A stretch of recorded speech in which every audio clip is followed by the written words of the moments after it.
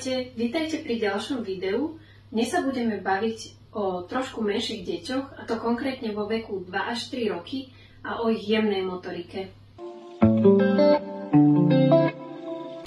Ako som vám spomínala už v staršom videu, prevliekať dokážu deti už približne od 18 mesiacov, avšak my im teraz tú úlohu trošku sťažíme, lebo im dáme prevliekať menšie tvary.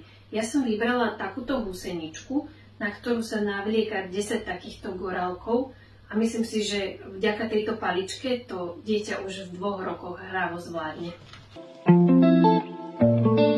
V tomto veku už dieťatko zvláda na seba stavať kocky, avšak ja som vám vybrala trošku netradičnú stavebnicu, pretože sa tam nestávajú kocky, ale stávajú sa tam medvedíkovia, stromčeky a sovičky. Je to taká milá obmena a zároveň sa s tým dieťatko vie hrať aj v rámci rolových hier, nielen ako so stavebnicou.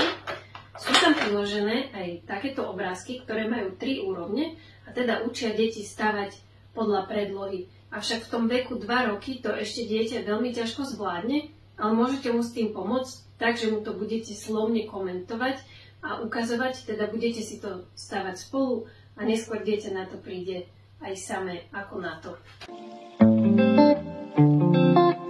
Ďalšou z vecí, ktorú by malo dieťa vo veku 2 až 3 rokov zvládnuť, čo sa týka jemnej motoriky, je takéto vkladacie puzzle.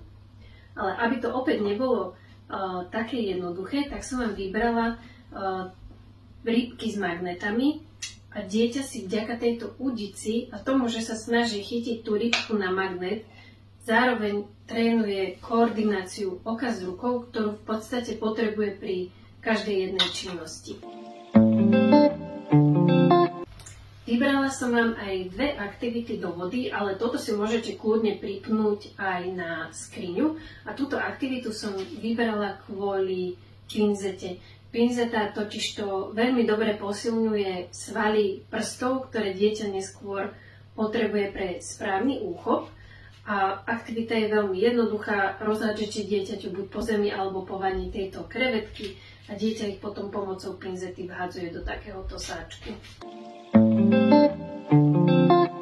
Posledná aktivita, ktorú som vám vybrala, je opäť do vody a sú to takéto jednoduché puzzle, ktoré sa skladajú z 2 alebo 3 dielikov a to už by dieťa v tomto veku malo hravo zvládnuť. Ak budeme rozvíjať jemnú motoriku už od útleho veku, môžeme tak predísť frustrácii, ktorá môže dieťa sprevádzať pri rôznych činnostiach, ako aj pri sebaobsluhe.